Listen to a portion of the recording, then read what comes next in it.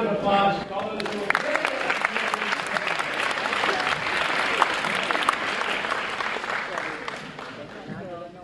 Well, I was asked if I could be merciful and keep this relatively brief as a wrap-up before you do your personal tradition.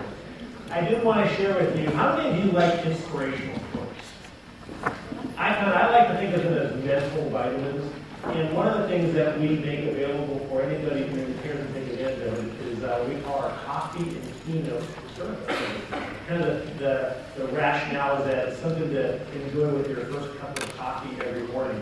So for those of you who are so wired that you actually can get some value out of mental vitamins, if you visit us at edgeohio.com, you'll notice in the upper right left-hand side is a big box that says coffee and keynote. If you sign up for that every weekday morning at about 7:30, we send out a little inspirational quote to start your day off with. And we rotate between 4 different themes.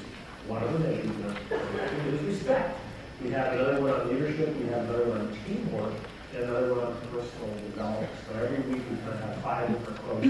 Our quote library is currently up to about 800 different quotes.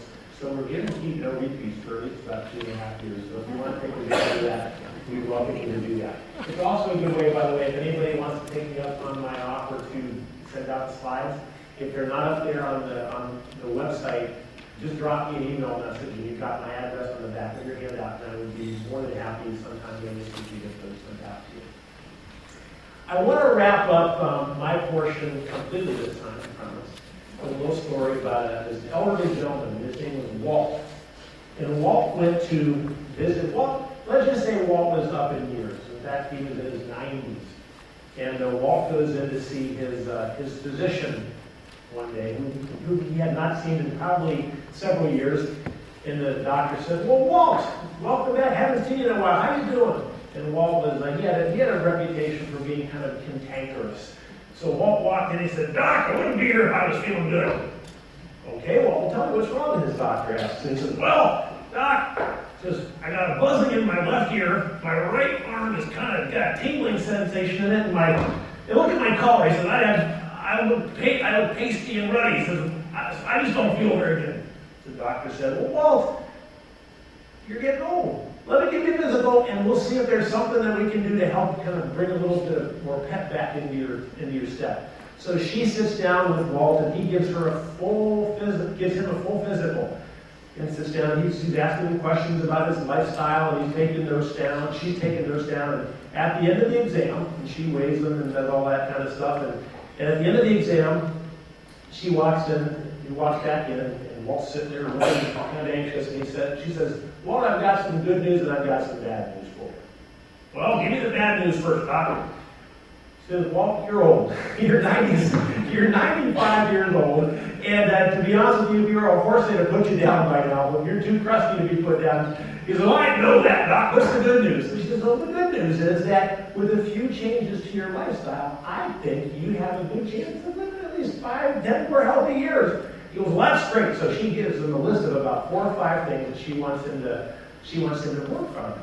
And about a month goes by, and the doctor's out with her. Think of a little town like Hudson, Ohio. They're out walking. She's out walking with her family in the downtown area. And across the street, she sees Walt. Only this isn't the same guy that came in her office like this. This guy, Walt, is not walking, he's strutting. And why not? He's got a younger woman in her 70s. And the doctor is flabbergasted. She said, she whispers something to her husband, and she says, Walt Jones, is that you? Walt adjusts his eyeglasses. He says, why, doctor, why, yes it is. And by the way, this is my lady friend Miriam.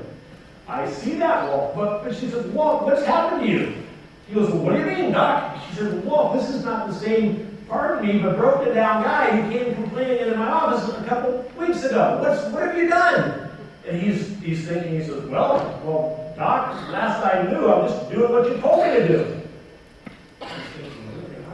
She said, well, what did I tell you to do? Well, you said, get a hot mama and be cheerful. And she said, no, well, I said, you've got a heart murmur, be careful. At the end of the day, you hear it, right? It's how you hear it and how you say it. You like that, don't you? You know, we talked about a lot of different things today. In your breakout sessions, we talked about even more. But one of the things I hope you will remember is that the most powerful word, or the most powerful tool any of you will ever deploy in your treatment of yourself and others is the way you talk. Plain and simply, it's the word that you use. There's another quote I'd like to share with you, again from my friend Ellen Weber. And here's what she says. Remember I mentioned, I don't know if you remember the word, I used the term neuroplasticity earlier in the presentation. What neuroplasticity refers to is the ability, even though it's unguided most of the time, the human brain to rewire itself, to learn to do things differently, learn new tasks and skills. And here's what she had to say that I thought was just so doggone, it was encouraging, but with this encouragement comes some responsibility. She said, the brain changes as a function of where an individual focuses his or her attention. Every time I vent, I grow and link new brain cells for that purpose. And over time, I get better at it. But you can focus your attention on positive behavior and grow those connections as well. The human brain can be wired for either positive or toxic behavior. It's up to each individual to decide which will become more productive. At the end of the day, we are all the architects of our life, whether you acknowledge it or not. It's really easy to go around and play. How many of you have ever seen people playing the blame game? Why would it be this way if they would just do this or if they would stop doing that? You know what? At the end of the day, is just a what? It's a crutch. It's a convenient crutch that we use to let ourselves off the hook for what we can do. You can't do everything by yourselves, but each one of us can do something. And we can start by watching the way we use words to talk to ourselves and talk to those around us. With that in hand, I'd like to thank you again and wish you the best of success for the rest of this year.